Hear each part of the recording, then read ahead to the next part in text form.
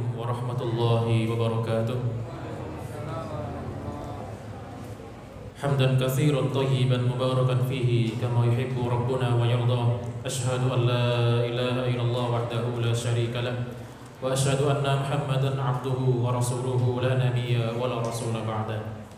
Faqala Allah Ta'ala ya ayyuhalladzina amanu taqullaha haqqa tuqatih wa la tamutunna illa wa antum muslimun.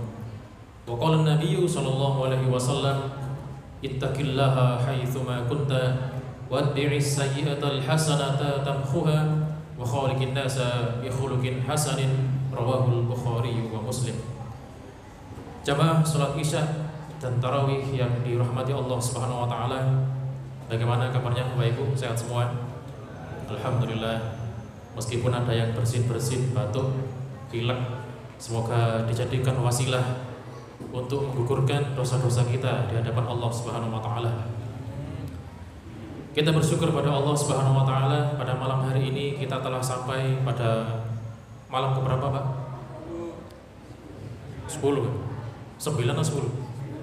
10, ada yang 9, ada yang 10. Monggo, seyakin-yakinnya sesuai dengan keyakinan masing-masing. Sejauh ini kita telah melangkah hampir lebih dari seminggu. Kita telah melewati Ramadan ini, dari rentetan ibadah kita, dari sahur kita, sahur kemudian sholat subuh berjamaah, kemudian ibadah-ibadah yang lainnya. Kita berharap seluruh rangkaian ibadah kita dicatat dan diterima oleh Allah Subhanahu wa taala. Amin ya rabbal alamin. Bapak Ibu, Allah Subhanahu wa taala, sabda Rasulullah Muhammad sallallahu alaihi wasallam dalam hadisnya yang diriwayatkan oleh Abu Hurairah. Di sana beliau menceritakan bahwasanya Rasulullah bersabda, "A'maru ummati ma baina sittin ila sab'ina wa aqallahum man yajuzu dzalika."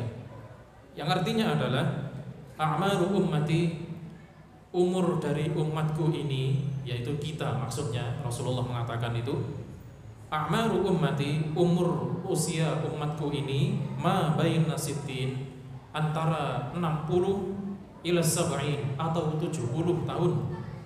Wa aqallahum man yajuzu dzalika, dan sedikit sekali orang yang usianya itu melampaui 80 ke atas. Makanya kalau kita sekarang usianya sudah ada yang 40, 60 atau bahkan 70 tahun, itu sudah warning dari Allah, peringatan dari Allah. Artinya apa? Akan kembali menghadap Allah Subhanahu wa taala. Sebagaimana firman Allah, fa aina tadhhabun, dalam surat At-Takwir akhir itu. Dikatakan fa aina tadhhabun, maka kemana kamu akan pergi? Pergi kita kemana kalau sudah 60 70 tahun, Bapak Ibu? Kembali kepada Allah Subhanahu wa taala, dan itu pasti. Gak ada orang hidup selama-lamanya, itu gak ada. Pasti akan mati. Mau kaya, sekaya apapun hartanya, memiliki harta sebanyak dunia dan seisinya, kalau sudah jadwalnya mati, maka dia akan mati. Yang muda pun juga sama. Tidak berarti yang muda-muda, usia saya masih jauh dari kategori 60, nggak boleh. Nggak boleh merasa aman dari itu. Harus tetap waspada. Karena Allah Subhanahu wa taala tidak membatasi usia orang. Lihat mana yang tua, mana yang muda. Asalkan dia sudah jadwalnya pulang, maka dia harus pulang menghadap Allah Subhanahu wa taala. Berkaitan dengan itu, maka tema malam hari ini kita akan sedikit membahas tentang kandungan surat Al-Ghasyiyah. Kenapa kok ada surat Al-Ghasyiyah? Di sana menceritakan tentang keadaan, 3 keadaan. Yang pertama adalah tentang hari kiamat, pembalasan. Kita kalau sudah mati akan dibalas oleh Allah Subhanahu wa taala, baik dengan perbuatan kita maupun kita itu berbuat baik, kita akan dibalas dengan kebaikan. Kalau kita berbuat jahat di dunia, maka akan mendapatkan balasannya juga. Itu yang pertama.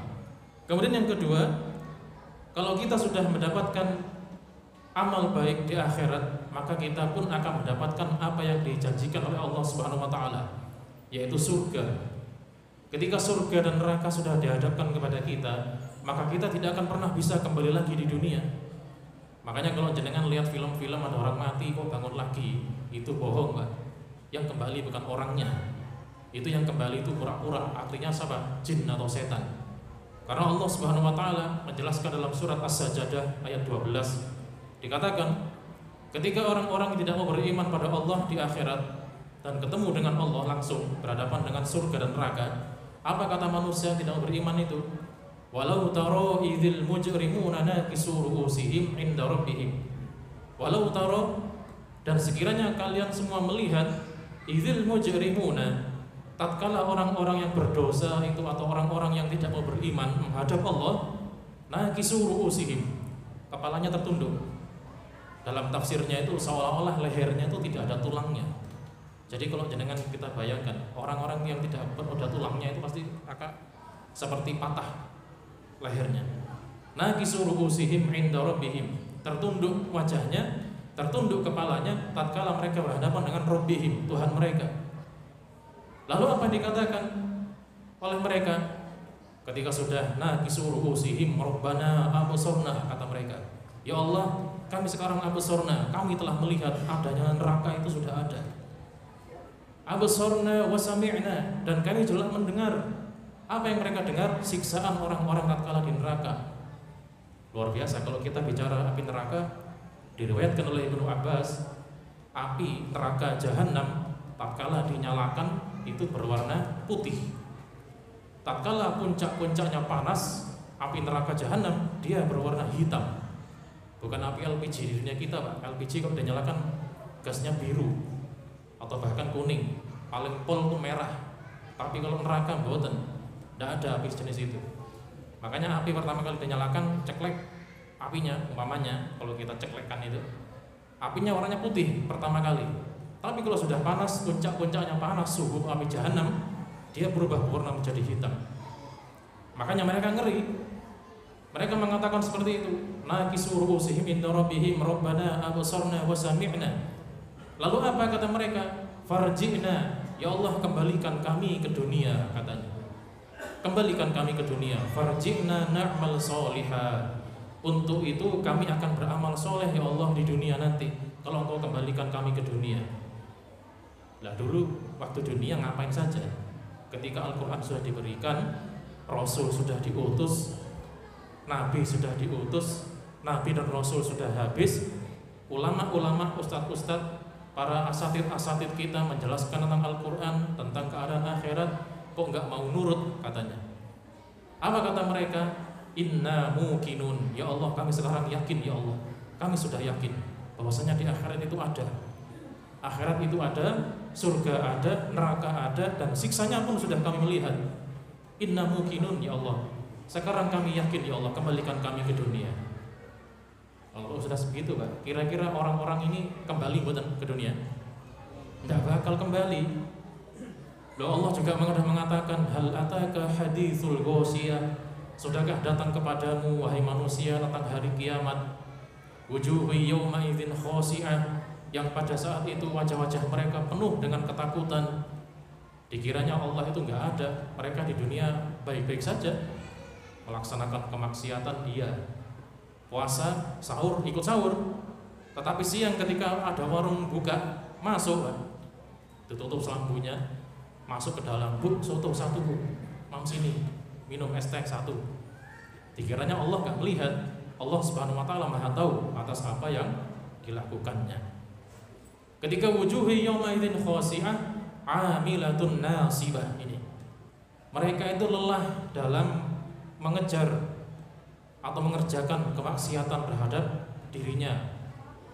Jadi ada orang yang berlelah-lelah dengan ibadah pada Allah, ada juga orang yang berlelah-lelah melaksanakan kemaksiatan di hadapan Allah Subhanahu wa taala. Enggak usah jauh-jauh, Pak. Ada orang yang ingin judi.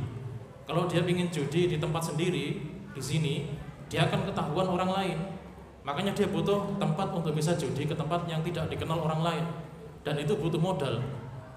Dari hartanya, berangkatnya berapa, tiketnya, pulang perginya, belum nanti tidurnya, belum nanti transportasinya tatkala mondar-mandir ke tempat arena judi dan tempat penginapannya, belum lagi makan minumnya, belum lagi nanti ketika dia ingin jajan pulsanya, mungkin dia juga butuh uang itu, dan ketika selain sebagainya butuh seluruhnya. Tatkala mereka sudah kembali dari kegiatan itu, semuanya lelah, capek pikiran, capek fisik, dan juga capek sebagainya. Itulah mereka yang mengejar kehidupan dunia. Makanya kita melihat bahwasanya Apa yang disampaikan Allah dalam surat Al-Ghasyiyah mengatakan bahwasanya ketika mereka sudah lagi tidak tidak menggubris apa yang Allah nasihati, maka balasannya tadi itu wujuhu yawma idzin khashi'ah. Leher mereka, kepala mereka tertunduk seolah-olah mereka itu tidak punya leher, tidak punya tulang di lehernya. Karena ketakutan melihat Allah Subhanahu wa taala. Jika sudah seperti itu, maka Allah Subhanahu wa taala menjelaskan bahwasanya di dalam surat Al-Fajr disambung lagi, ya laitani qaddamtu li hayati. Ya Allah, jika sekiranya dahulu aku di dunia itu menjadi orang-orang yang soleh, qaddamtu li hayati, untuk mempersiapkan apa yang akan terjadi hari ini. Udah telat. Makanya hidup di dunia satu kali, usahakan jangan sampai mengecewakan diri kita sendiri. Makanya kata Rasulullah tadi benar, a'maru ummati baina sittin wa sab'in. Persiapkan, sudah dikasih bocoran sama Rasulullah, umur umatku 60 tahun sampai 70 tahun. Selebihnya itu hanya sedikit saja yang bisa mengambil selebihnya itu. Ada sudah 70 tahun Pak sini Pak? Belum ada 70 tahun sini. Kalau ada, semoga barokah usianya. Semoga diberikan kemudahan dalam menjalankan ibadah istiqomah di jalan Allah Subhanahu wa taala. Bagi kita yang belum 70 tahun, jangan santai-santai. Enggak boleh. Wah, aman ini, masih lama. Saya umurnya masih 20 tahun. Dihitung, wah masih lama. Jadi kata Rasulullah, kematian seorang itu sesuai dengan kebiasaannya. Barang siapa yang mati dengan kebiasaan setiap harinya, maka itulah akhir yang akan dia tetapkan untuk hambanya itu. Ada anak muda yang suka trek-trekan di jalan, hobinya trek-trekan pagi, sore, siang, malam. Tiba-tiba Allah manggil dalam keadaan trek-trekan, bisa. Ada juga seorang pemuda yang menggunakan narkoba, disuntik ini, overdosis, meninggal. Ada juga mereka yang senang minum oplosan, kebanyakan ngoplos, akhirnya meninggal menghadap Allah Subhanahu wa taala. Kalau sudah seperti itu, na'udzubillah, mau apa jawaban kita di akhirat nanti? Ditanya marrobuka, siapa Tuhanmu, udah gak bisa jawab. Kemudian ditanya sama malaikat, kamu matinya karena apa? Kalau matinya karena jihad fisabilillah, luar biasa. Ada kebanggaan bagi diri kita yang bisa berikan kepada Allah. Lah kok matinya karena ngoplos? Nah itu, saya mati karena ngoplos ya Allah. Loh sudah, gak bakal selamat di akhirat. Itu salah satu bentuk nasihat dan juga pesan dari Allah Subhanahu wa taala dalam surat Al-Ghasyiyah ini. Kemudian yang terakhir, yang ketiga, kita diminta untuk merenung atas apa yang Allah Subhanahu wa taala ciptakan di dalam kehidupan dunia ini. Afala yanzuruna ilal ibili kaifa khuliqat. Tidakkah kau perhatikan bagaimana unta itu diciptakan? Tahu unta Pak? Tahu. Jangan kalau nggak tahu bisa lihat di kebun binatang Surabaya, unta. Jangan perhatikan unta. Bagaimana unta itu diciptakan sama Allah, cara berjalannya berbeda dengan hewan-hewan lainnya. Kaki kiri depan yang maju, kaki belakang, kaki kiri juga yang maju, beda dengan hewan yang lainnya. Tatkala kaki kiri yang maju, kaki kanan dia yang maju yang belakang. Itulah pergantian berjalannya hewan antara unta dengan yang lainnya. Salah satu keistimewaannya.